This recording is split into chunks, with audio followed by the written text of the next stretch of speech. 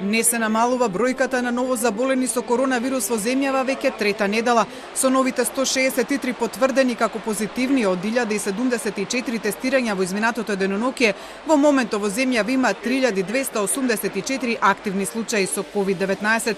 Најмногу случаи повторно има во Скопје 70. Од другите градови по број се издвојува Тетово, каде неколку денови поред има двоцифрени бројки на новозаболени, а денеска 25. Двоцифрена бројка има и во Штип 14, следи Гостивар со 11, Охрид со 9, Дебар со 6, додека Куманово, кое долго време беше жариште на коронавирусот, денеска бележи само 2 нови позитивни. Скопје останува на врвот на листата со најмногу активни случаи 1862, пошто следи Тетово со 371, па Куманово со 269.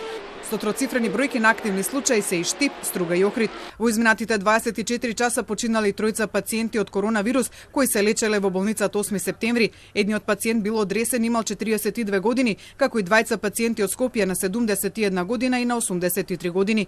На инфективната клиника во изминатите 24 часа примени се 2 нови пациенти, а вкупно таму се хоспитализирани 94 пациенти, додека во болницата во Козле се хоспитализирани 5 деца позитивни и сомнителни на COVID-19, но и 15 возрастни позитивни пациенти. Во 8 септември пак се лекуваат 16 нови пациенти, а вкупната бројка на хоспитализирани таму е 144. Министерот за здравство уверува дека болничките капацитети не се загрозени за прием со нови пациенти. Според него здравствениот систем е подготвен и за есенскиот нов бран на вирусот, кој може да ги наполни болниците повеќе од сега. Ние пред нас имаме сега летни месеци, изминатите 5-6 дена факторот на пренос е под единица, се надевам дека така ќе остане, дека во следниот период врз основа на тоа ќе видиме и намалување на бројот на пациенти. Ова повторно кажувам дека го кажувам со резерва, меѓутоа доаѓаат есенските месеци во кои што и времето нема да биде убаво, ќе бидат луѓето повеќе на затворено,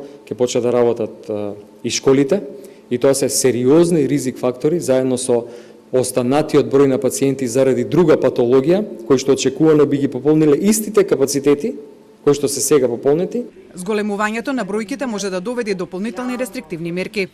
Во овој момент нема индикација за дополнителна мерка, дополнителна мерка би значила рестрикција во движењето.